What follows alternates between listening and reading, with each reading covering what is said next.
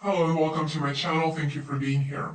BRICS countries Brazil, Russia, India, China, and South Africa are working to create their new currency. This, of course, is no surprise to those of you who have been following the recent news on the stability of the current global reserve currency as well as the expected decline of its value.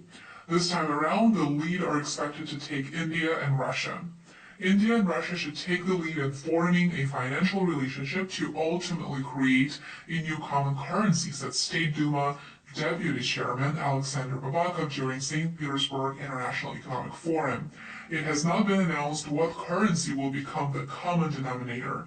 It seems that a decision on whether it will be the Chinese yuan, Russian ruble, Indian rupee, or something else has not been made. But with that said, what is clear at this time is that it will be a central bank digital currency. Our goal should be focused on writing new rules in the financial sphere in order to enable the use of an already common currency. It doesn't matter whether it is a digital ruble, a digital rupee, or a digital yuan or something else. But this currency must follow the laws of our respective nations, said Babakov.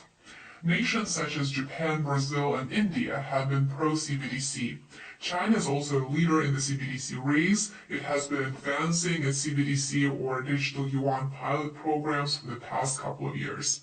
What's really important to understand here, and I just really want to emphasize it, is that this will pose a tremendous obstacle to the United States dollar having an opportunity, even an opportunity to maintain its value in the long run.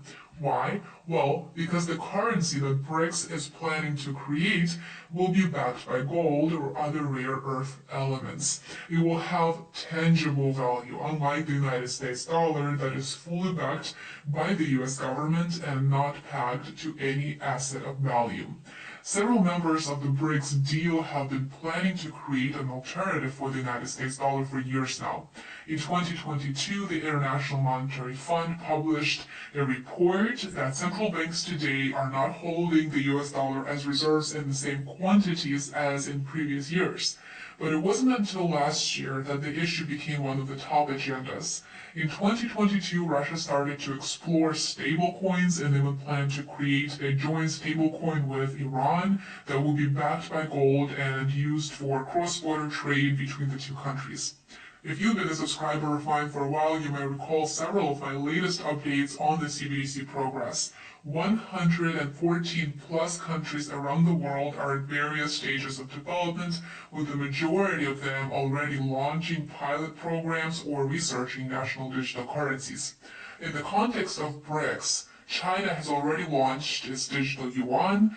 Russia planned to launch its digital ruble on April the 1st of 2023. However, the rollout was indefinitely postponed, allegedly due to the regulatory framework that is necessary to pilot the program not being fully finalized.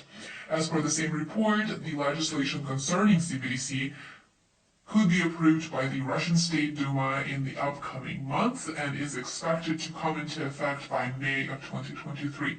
This trial period for the digital ruble in Russia is planned to include 13 banks, and if you're not too familiar with the biggest CBDC red flags and what they might mean for you, there are multiple videos here on my channel that will help you learn more. So BRICS countries are rapidly moving toward limiting their exposure to the United States dollar. China and Brazil, for example, entered into a bilateral contract that will see both countries trade in their own currencies, which means that China's yuan would be directly exchanged for Brazil's currency. All 5 countries that are party to BRICS are actively participating. We haven't talked much about South Africa today, but it recently sent one of its senior officials to Russia with plans to discuss, quote, recalibration of the global order with Putin. South Africa is preparing to host a BRICS summit in August of this year. A quick reminder to check out our sponsor, ExpressVPN. It is my recommended virtual private network. You can claim 3 full months of completely free service when you sign up using the link shared in the description below.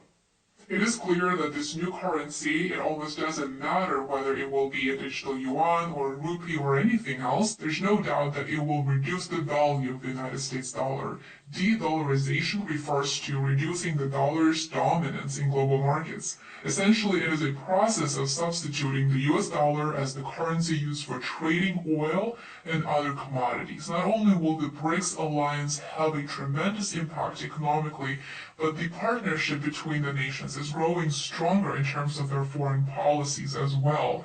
They found common goals and common interests.